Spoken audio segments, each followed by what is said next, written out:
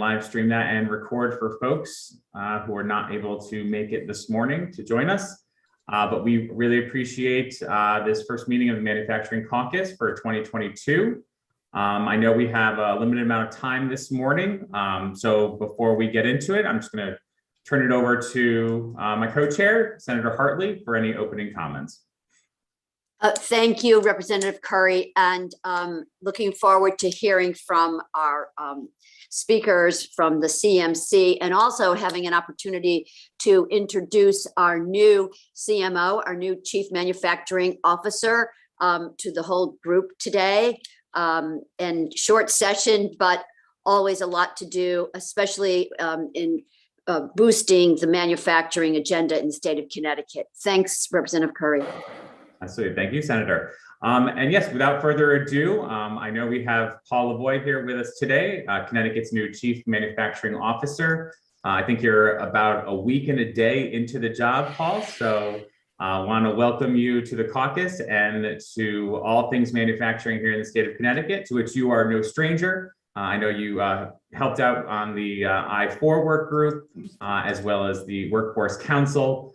So we really appreciate you taking time today to introduce yourselves and say hello to those who may not be familiar with you. Well, good morning, and thank you, Representative Curry. Thank you, Senator Hartley. Very excited to be here. So it's day 7, actually. So Colin's delighted that I keep coming back, so as I will continue to do. So, but really happy to serve as our Chief Manufacturing Officer for the state of Connecticut. I come to the CMO role through Carey Manufacturing. Carey Manufacturing was really known for 2 things: our reshoring of manufacturing from China. So we created jobs here in Connecticut and put hundreds of thousands of dollars of revenue in the supply chain, and our innovative approach to workforce development. We were winners of the CBIA Workforce Innovation Award last year as well. So I'm excited to bring some of those experiences to all the manufacturers in Connecticut, and I am proud to continue Colin Cooper's legacy as the Chief Manufacturing Officer. Colin has certainly laid an outstanding foundation for manufacturing to continue to grow in Connecticut, and I'm really looking forward to continuing his great work. And I think we have a tremendous opportunity to really grow manufacturing in the state of Connecticut and really support our manufacturers. And I look forward to working with all of you and appreciate all of your support up to this point of manufacturing. And the future is bright for manufacturing in Connecticut, and I'm excited to be the Chief Manufacturing Officer. Thank you.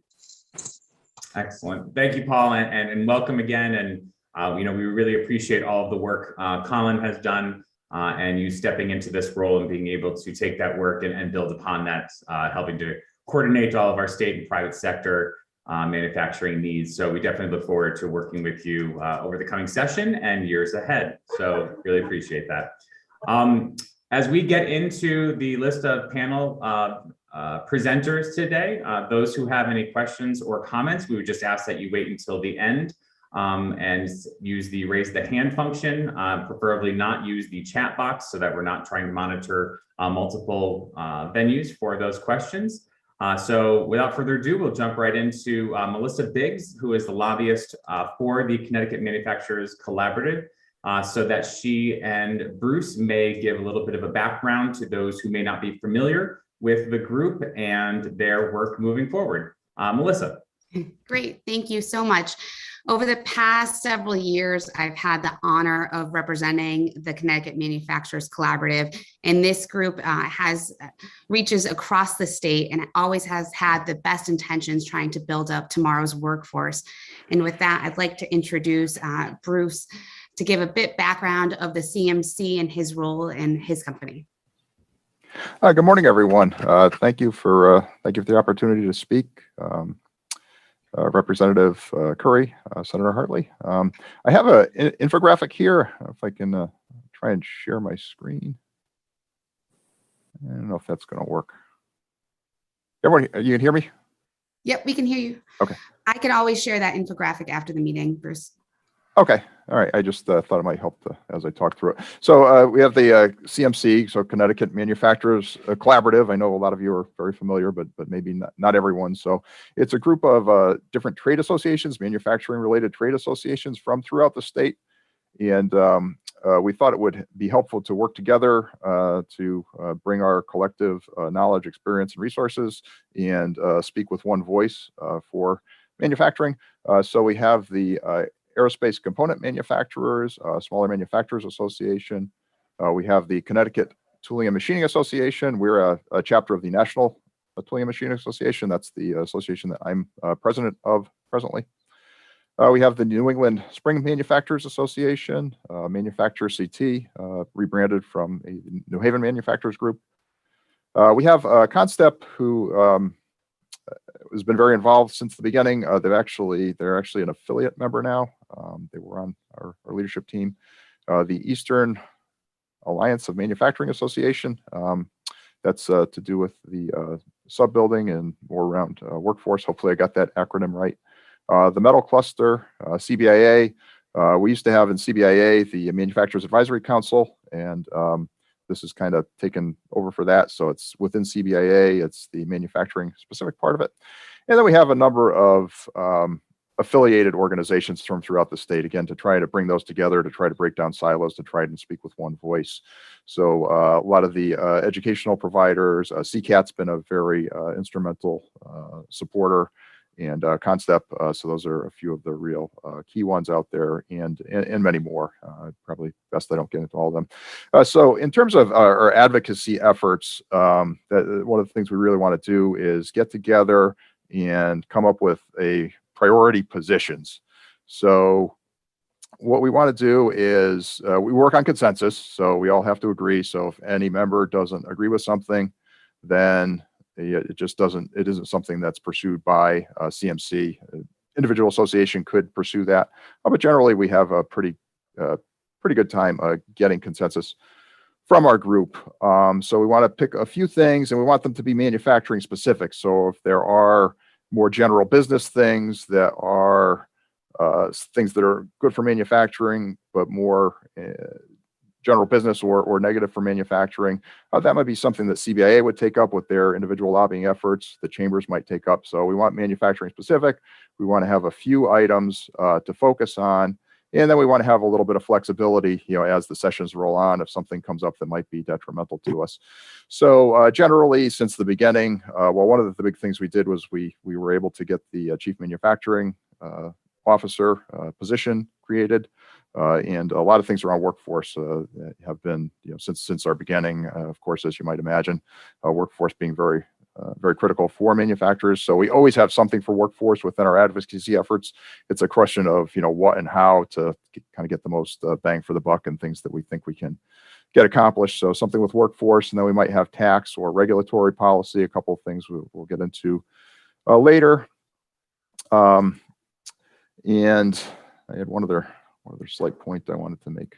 Oh, and then we want to have the flexibility to play defense. Like, for instance, last year, there was some questions around the budget, and one of the things we fought for many, many years was to get the manufacturing equipment exempted from the personal property tax, and we were able to do that. There was a little bit of noise about it and some uncertainties around the budget. So we made that one of our priority positions. That doesn't seem to be something that is likely to come up, so that's not one of our priorities this time. But if it does come up throughout the session, then that would probably jump right to what being one of our top issues during the session. However, right now, we don't think it's going to, based on the decent shape of the short and kind of midterm budget. So thank you. Did I cover that to the extent that you like to? And then from the lobbying standpoint, we bring in Melissa. So, to do our specific lobbying. So we wanted a lobbyist that was outside of the CBIA group. So we hire Melissa and her team. And there's a good chance that CBIA might be lobbying in parallel on a lot of these things, but we just wanted to have a little bit of separation from the CBIA lobbying team. Perfect. Thank you, Bruce. Jamie, would you introduce yourself next? Good morning, Jameson Scott. I'm here wearing two hats, literally. I have my hat on for air handling systems, where I am a third generation manufacturer. I'm located in Woodbridge, and I have been actively involved in supporting workforce for many, many years. And then my other hat, which many of you might know me as, which is, as Bruce mentioned, Manufacturer CT. I'm the executive director. So I'm here wearing both hats. As a third generation manufacturer, I understand the challenges as well as opportunities to manufacturing here in the state of Connecticut through Manufacturer CT. We were one of the original founders of the CMC, and I spend a lot of time directly working with the schools. I'd like to thank all the members of this caucus for your support of manufacturing. We have many good friends of our association here. I was in Clinton just 2 weeks ago talking about manufacturing opportunities. I've worked in many of your districts, just to name a few: Ansonia, Amity, Branford, Clinton. I mentioned Derby, East Haven, Hamden, Milford, New Haven, North Haven, North Branford, Norwalk, Oxford, Wallingford, West Haven. We work with a lot of higher education institutions as well, whether it's Housatonic, Gateway, Goodwin, Norwalk, or Southern. And it's really great to be able to see these schools embrace manufacturing careers today. And that's really what I'm here representing. 5 years ago, it was a little bit different. There was some interest. Today, there's a phenomenal amount of interest. And with your support, we can help fill those 6,000 to 8,000 job openings that are here in manufacturing that we're all struggling to fill. Manufacturing is doing very well in the state, but we're certainly challenged when it comes to supply chain and workforce issues. And the workforce issue is something that this committee can certainly help us with. Thank you. Thanks, Jamie. So the CMC has been very concerned about workforce development, knowing that many of our members are having issues filling open positions. So one of the things that we started engaging in this winter, late fall, was to try and have a comprehensive group meeting on a regular basis to talk about how we can work together to collaborate. And I want to really appreciate and thank both Joseph Denalte and Patricia King for joining that roundtable and helping us be the eyes and the ears in the technical school system and how we can work together to bring more graduates forward. So Joseph, do you want to go next? Thank you. I'd like to thank everyone for your support. Congratulations, Mr. Lavoie. Once again, the Connecticut Technical Education Career System, our technical high schools, we have 14 manufacturing programs throughout the state. We have 9 MDET, Mechanical Design, Engineering, and Technology programs. We have 3 welding programs, Groton, Cheney Tech in Manchester, and Bristol Tech. And we have 3 mechatronics programs.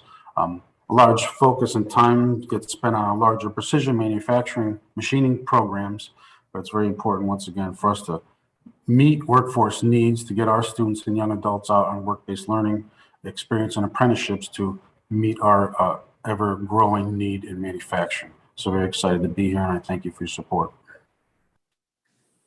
Great. Patricia? Hi, good morning, everybody. Feedback so fast. We'll just turn it all the way down. Meeting space is a premium around here. So good morning, everyone. Thank you so much for inviting me to be here, and Joe as well. My role in this process is I work with all of our 20 educational sites throughout the state of Connecticut with all of our 32 programs, our trade programs that we have. And obviously, specifically, we're here speaking about manufacturing. And my role with manufacturing is I work with our work-based learning program, where we set students up with local businesses, large and small, to give them that opportunity to learn on the job with a trained professional to really help to fill that void.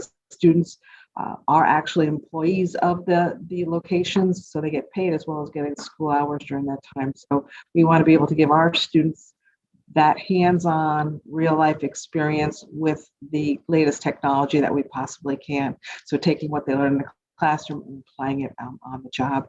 Right now, we have approximately 150 students out on work-based learning just in the manufacturing trades.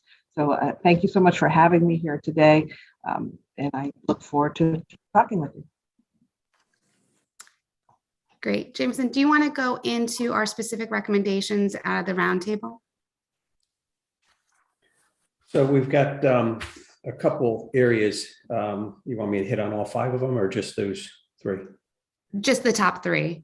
Okay, so the technical school systems, as we were talking about, it is another area that we work closely with. We've worked with, for example, Platt for at least the last 15 plus years. We have an amazing technical school system in the state of Connecticut. So we're hoping that we can advocate that they receive the remaining $7 million of their bonding authorization that is yet to be allocated. When it comes to the school districts offering 4 credits for workplace learning rather than capping at 1 credit, the students are obviously very concerned about the credits, and anything we can do to continue to encourage them and really focus on the fact that these are great career opportunities. And there's a lot of different opportunities where we can, continue to build upon the different levels where they're educated. And then to require school districts to develop the work release policies to help encourage these students to actually see what today's manufacturing is about. We think about the old school manufacturing, the old adage of dark, dirty, dingy. I like to call today's manufacturing lean, green, and clean.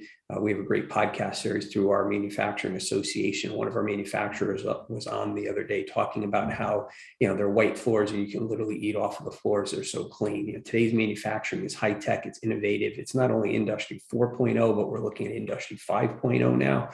And it's really getting folks to understand, the students, the teachers, the administration, and the parents, what today's manufacturing is all about. Thank you. And I wanted to just briefly say, so as a CMC, I've worked with manufacturers across the state who all want to support their technical schools. So last year we did reach out to see if the manufacturers in the local areas could donate raw materials or other supplies that they have handy to try and help the technical schools. But from what I understand, it has not been enough, and there are still quite a few facility needs and equipment needs. So at this point, I'd like to let Joseph and Patricia go into that a little bit more. All right, thank you. So the bonding, we look at, Mr. Jameson talked about meeting industry 4.0. A majority of our equipment is dated, our CNC equipment from 2013 to 15 was the last major purchases. Of course, the equipment is still working, but repairs are costly. To meet industry 4.0, we need additional new equipment, once again, for multi-access machining, 5-axis, 4-axis, and a lot of our equipment is not up to date. So that is where a majority of our manufacturing expansion bond money would come into play. We have numerous CNC controllers on milling machines. Once again, looking at industry 4.0, and manual milling is a starting point, but not the end game. So it's important to get them into CNC, to get them, our students and young adults, prepared. So these prototrack controllers that we want to retrofit are $17,000 for a 3-axis for the milling machines. And that is, once again, we have 14 programs throughout the state. Different facilities require different upgrades, of course. So that's where it's important for us to get the funding to upgrade our equipment to meet the needs and have our students prepared for our workforce development. Another area in welding, Grasso, beautiful new school, it's fantastic.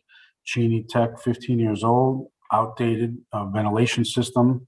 There's great numbers there. A teacher can have 18 students on their class load, and each section is 18. So you can have 36 students learning welding at once. And we look at safety and health concerns. And so we did some remediation in that capacity, but a bigger fix as far as a new ventilation system is required. So that's something that, once again, a bonding, we look at large safety and health issues in regards to manufacturing. But that's where majority of our bond funds is needed to upgrade equipment, continue to work towards 4.0 and ultimately 5.0. We look at Platt Tech is going into a new facility. Dave Tuttle is an outstanding instructor and always looking forward. And we also collaborate with community colleges, and they use our equipment as well. And there are small fees associated with the building use facilities agreement. And that covers some small tooling, but again, not enough to compensate for major equipment repairs or new equipment. But we have many collaborations with community colleges, skill up programs throughout our schools.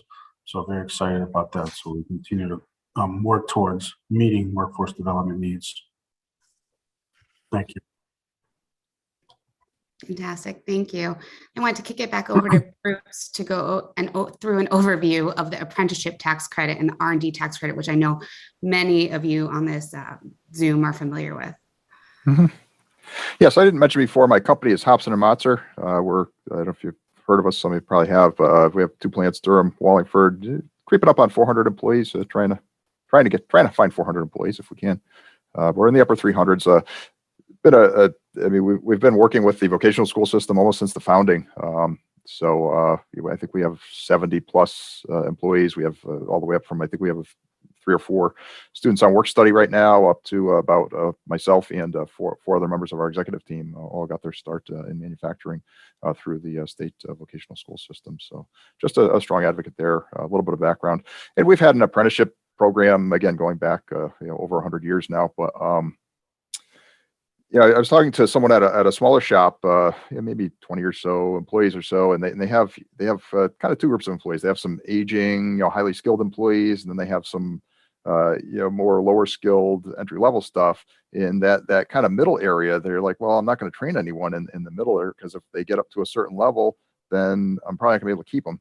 So, whatever we could do to encourage, more of the smaller shops and de-risk that a little bit. Because when you're having an apprenticeship, there's a lot of risk. They're not making money for you right away. They're you're putting investment into them and building up their skills and building up their earning potential. And then there are larger manufacturers there. So whatever we can do to de-risk it a little and encourage many more of the smaller shops, which are proliferate throughout the state, to have apprenticeship programs, even if it's 1 or 2. There's so many small shops out there. So that apprenticeship tax credit, it's already out there. It's available to larger companies that it probably wouldn't make a whole bunch of difference in whether or not they'd have apprenticeships. But we just want to kind of democratize that a little bit. It's passed before. It's passed with a good amount of support, probably from the people on the call today. And I think there was just I think Governor Malloy vetoed it. Correct me if I'm wrong, Melissa. And then there just wasn't the appetite at that time to override the veto. But it seems like there's a lot of consensus around it, and hopefully Governor Lamont would support it and sign that into law. And then on the R&D credit side as well, again, we already have them interstate. It's available to a lot of the big companies based on the corporate structure. C corps tend to be more related to public companies or different types of ownership. But we just want to pass those same benefits along to, we call the pass-through entities, the S corporations, the LLCs, and so forth. So that's kind of the ask there, is to take something that's already in existence in the state and kind of democratize it so all businesses can take advantage. And of course, the smaller businesses putting their own money into R&D, maybe a little more direct risk factor there. And whatever we can do to de-risk it, encourage more technology adoption, more innovation, that's just going to help grow the sector, grow the cluster, and be a good benefit overall for our state.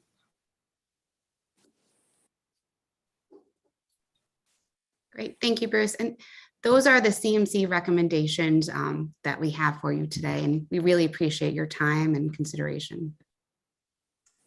Thanks, Melissa, and thanks to the panelists for providing that information. I think moving forward, and the Senator and I spoke about this yesterday or earlier this week, given some of the topics that we're discussing today and kind of the intersections with education around the CTEC conversation, it might make sense that we release a bit of the information and agendas moving forward ahead of this, because we actually may see additional people on Zooms like this who have an interest in the tie-in between the manufacturing and the education piece of this.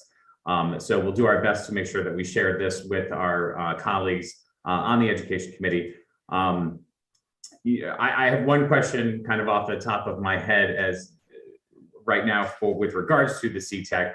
I know you have your autonomy coming July 1 of this year. I'm curious with regards to the equipment upgrades, do you all have an actual document, like a capital improvement plan of sorts that goes out 5-10 years to be able to upgrade, replace, whatever the case may be, to ensure that students are getting what they need to transition easily into the jobs that the folks on here are ready and willing to offer? So I entered this position in September, and I haven't seen a capital improvement plan for, machine replacement. And I know it does exist in other states. I know Massachusetts has a rolling amount of money each year for capital improvement. So I haven't seen it. My understanding is always through the bond process, where we look to upgrade and purchase new equipment. Right, but rather than, I mean, not necessarily saying that we're dedicating money to it each time, but just that there's a document that outlines the projected replacements, repairs and such, so that it's not being piecemealed together each year when you're coming before a bond commission or the legislature at budget time. So sorry about that. So at this point, as you had just mentioned, Representative Curry, is we are in the process of our separation. So at this point, Joe and I don't have that information in front of us to say what is coming, but that is something that absolutely we want to be looking at as we separate. Excellent. Any assistance that we can give with that, please let us know, as I think that would likely be at the top of the list of things that the system may want to take a look at moving forward. Absolutely. Senator, any questions from you? Thanks, Jeff. So listen, I'm going to let our colleagues kind of jump in here, so we don't run out of time, and then I will circle back as time allows. Sounds good. Folks can use the raise hand feature if they have any questions for any of the panelists or for Melissa. And if you don't have Melissa's contact information, Ginger will be sure to send that out to everyone on the Zoom here today, just in case you want to make that connection to the CMC yourself. And I don't, oh, there we go. Representative Farrar, nice to see you this morning. Thanks, Representative Curry. Thanks, Melissa, and all of the guests today. It's great to see you. I actually had a follow-up on to the proposals, just trying to kind of understand how they would work in practice. So the proposal that is around the districts for 4 credits of workplace learning, from the looks of that, I would imagine that is for the non-CTEC school system. And can you comment on how that is comparable or compatible with what the career and technical education program offerings would be?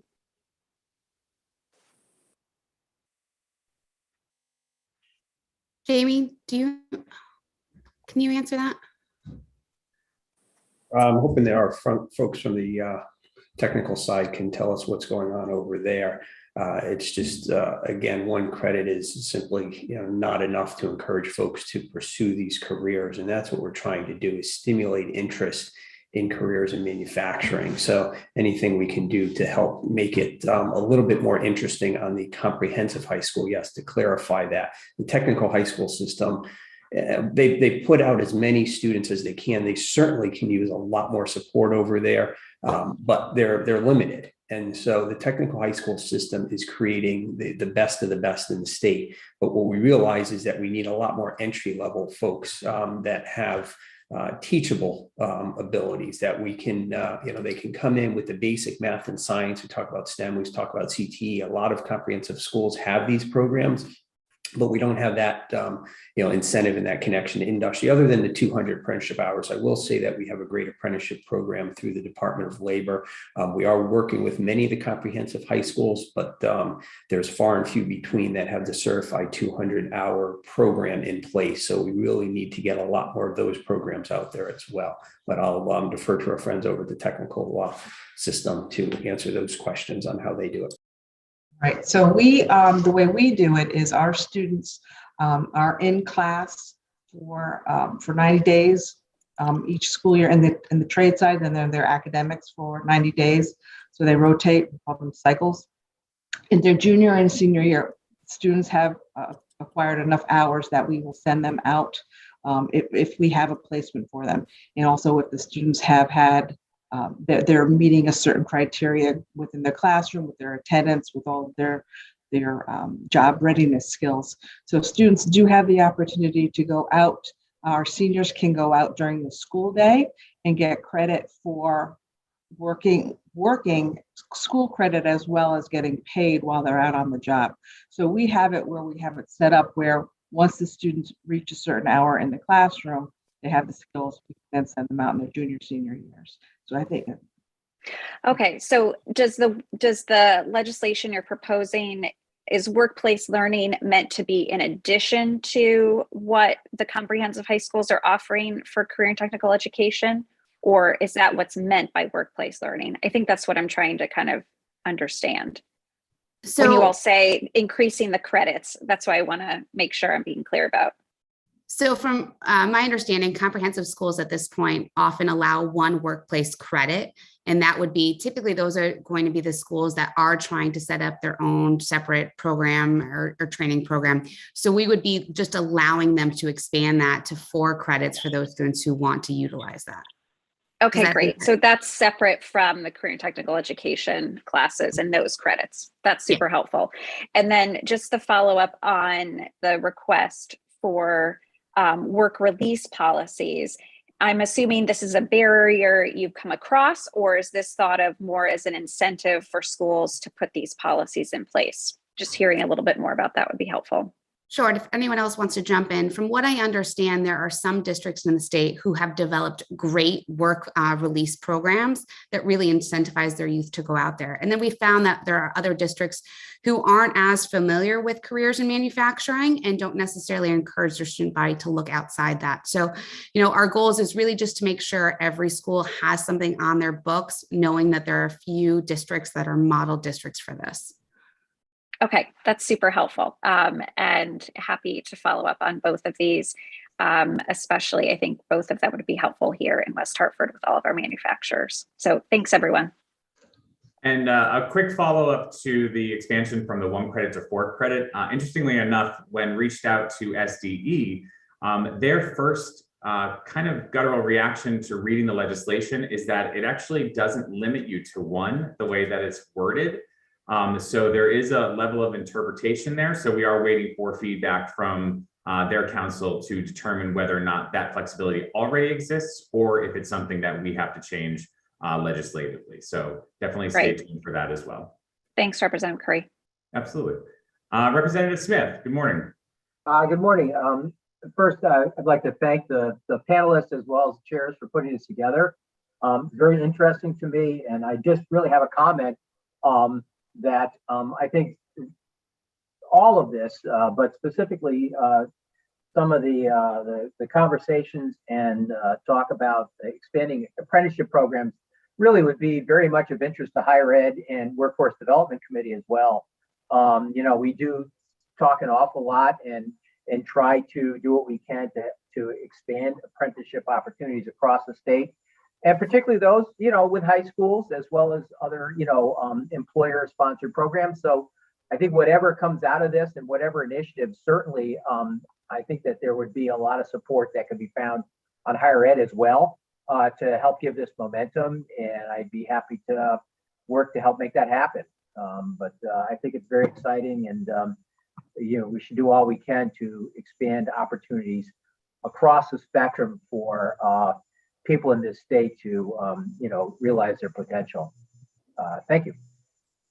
Yeah, appreciate that. And yes, I think we definitely have acknowledged that we have siloed too much of this over the last decades and so. So the more we can kind of tie in those intersections between all of this, the better off the end product will definitely be. So appreciate that comment, Representative Smith. Perfect. Thank you.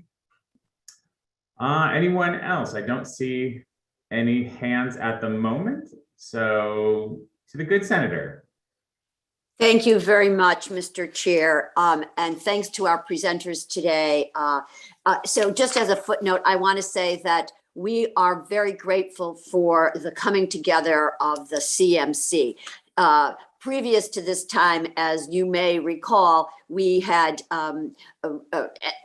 organizations, entities from, all over the state, and not always on the same page. So I just want to reinforce the fact that it is pivotal to our work, especially in a short session, that CMC is point, and they are representative, and you do all of the grassroots work before coming to us to do this prioritization, which is key. And so what we're looking for in the Commerce Committee are those things that are of immediacy that we can get across the finish line this session. That's how we've always kind of approached this, and quite frankly, have had a pretty good track record in moving some substantial things for you. Some of which, by the way, are still in the pipeline. I know we had the spill regulations, and we're still into the next iteration, if you will, of transfer and release-based conversations. But there were a few comments made. I think it was Bruce who talked about democratizing the tax credit issue. So aside from the bill that we have passed in the General Assembly, and we have before us again, yes, Melissa, it's out there. I think you may have seen it. Is there anything else that can be done? Because truly, it's the mid and in particular the small manufacturers. They are really the backbone here of manufacturing in the state. They are also the supply chain. And they're the folks that, where you talk about hats, Jameson, they wear many hats. And so this is where we, the state, want to be the bridge that, the facilitator, try to help lift them. So is there anything specific beyond those bills that, we will have before us again this session? I think On that particular- one issue that Bruce actually brought up this fall that we hadn't been paying as much attention to, and I know Senator Hartley, you've worked on this issue in the past, is almost coupling the apprenticeship tax credit with the R&D tax credit, which runs into similar issues where you're already granting that to the larger corporations, and it could completely advantage some of the small and mid-sized businesses across the state. Okay. That's good. And then, so we're having this conversation now, and we're about, 3/4 of the way through our working group on the I-4.0, and we're already talking about I-5.0. It's like, how do you stay in front of this train? But my question to you is, in terms of hiring, are employees looking for that kind of, a curriculum, a credential from their new hires? I'll be happy to jump in there quickly and say we were looking for everything from entry level to engineering, and it's the stackable credentials that are really helpful for the manufacturing community. In terms of the I-5.0, I'll mention that we just had a demonstration yesterday of a new app that's potentially going to be available for students. It's already in California and South Carolina, and it's a gaming app specifically around careers in manufacturing, specifically targeted to 7th and 8th graders to get them off of their Xboxes and to look at careers. It's amazing technology that's out there.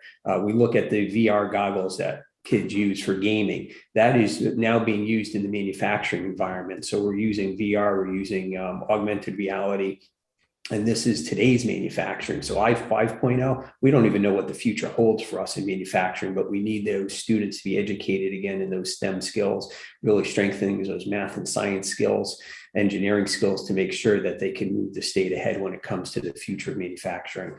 Thank you. So we will, obviously try to get this blueprint on the I-4.0 out there, which hopefully will be, a resource to our small, in particularly our small manufacturers. But we want to obviously, continue to promote this work, making Connecticut a destination on this technology in this sector. So, please, stay in touch with us on that. And, we want to really engage with you on that. And on the Metatronics. So I heard someone say we have 3 programs. I remember when we only had 1. So we now have kind of upped our game a little bit, but are we still struggling to meet the need with that? So in regards to the CTEX programming, we have 3 programs. The enrollment at Platt and Milford is good. And at Goodwin in New Britain is not very good. At Bristol Tech, he has a decent enrollment. So we continue to work with our industry partners, which is very important.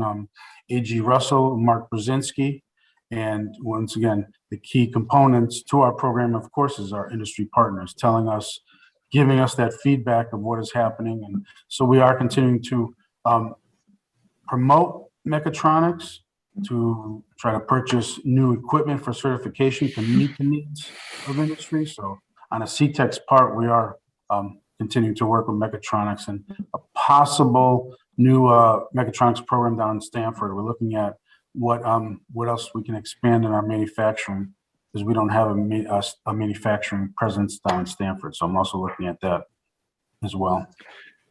Yeah, and on that one, Senator, there might be a little bit of a disconnect because there's a really big industry demand, but I think, Joe, you mentioned that even the programs they have, even the few of them aren't completely full. So if those aren't busting at the seams and not enough capacity, then there's a disconnect between the students wanting to go into it and the need. So I'd say that there's definitely a big industry need there, and meeting it in different ways. One of the things the CMC did with our roundtable over the fall is include school guidance counselors to try and make sure that we are providing those materials about these new up and coming careers like mechatronics. And we are hoping to move forward with a continual communication with that group, just to make sure that we are providing them with additional information about careers in manufacturing. Yeah, Melissa, I remember not so long ago when guidance counselors basically had no information to work with on this. And so now we've kind of crossed that hurdle, but it is really about catching their interest and also, communicating with the parents. So Jameson, you talk about that app. It's those kinds of things that will, catch the interest of, kids when they're in the middle school age. And that's where we have to start. So wherever we can help to promote ourselves in new ways, to reach out to those student populations, that's what we have to be looking to do. Because that's how we will, bring people in. That's how we help to educate families. It's not the old lunchbox industry. It is all, algebraic based and very highly technical with amazing career ladder. So this is obviously, a very big priority.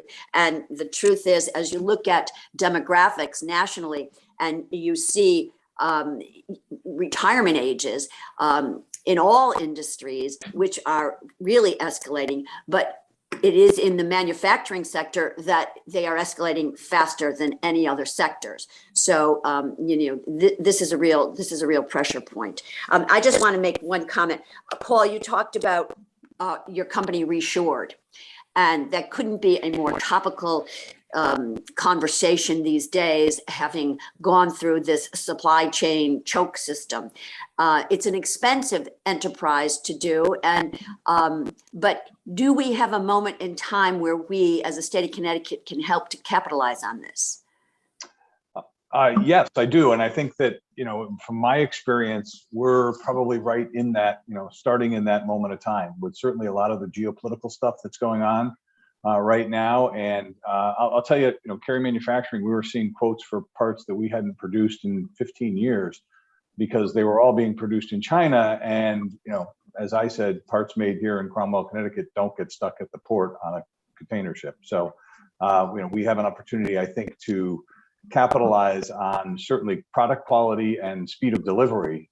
We still, to some degree, will struggle on price, but at some point in time, having a part is better than not having a part at all. And so I think there are opportunities. If there are manufacturers out there that are currently manufacturing in China, we should certainly be encouraging them to look at moving that manufacturing back here, and then looking at how the Manufacturing Innovation Fund can help support some of the capital requirements that are going to be necessary to make sure they have the equipment they need to reshore.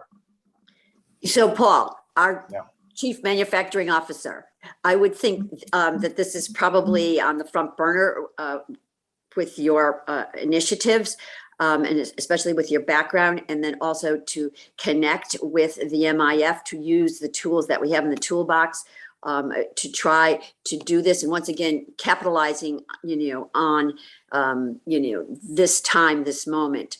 And so I'll be very anxious to talk about that further and see, what will be coming about. And then there is one other thing, and that is this issue of clean manufacturing. Now, all of the big players, the aerospace, all the DoD manufacturers are beginning to embed these requirements in their manufacturing, and it will then filter down to the supply chain.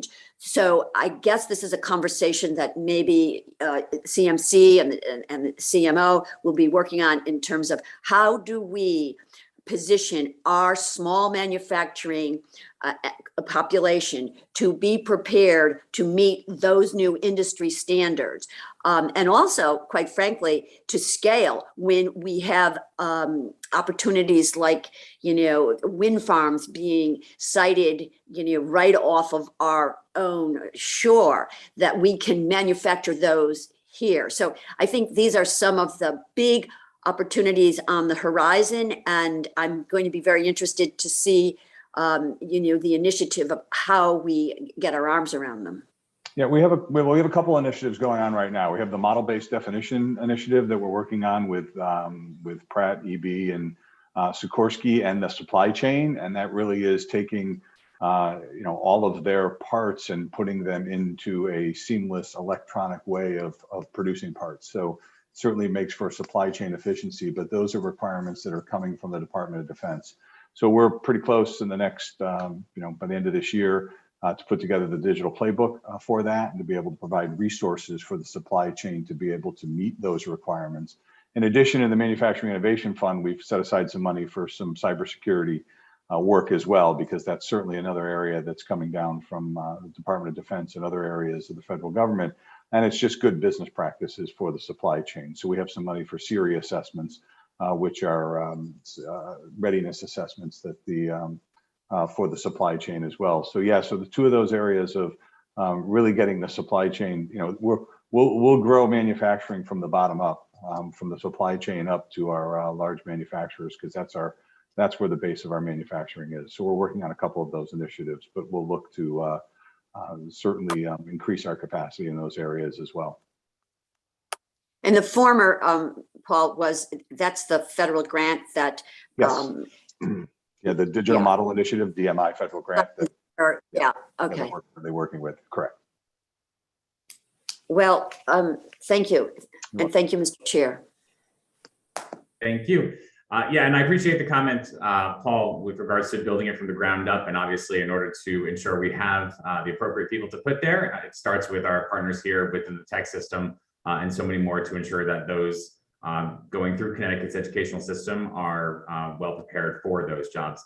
To that end, is there any conversation with the tech system now that you will have a bit more freedom to possibly reconfigure the system itself and where programs are located, so that those coming out of certain schools in particular areas of the state where certain jobs are in more demand will have an easier time transitioning to those jobs, as opposed to relocating from one corner of the state to another, or vice versa?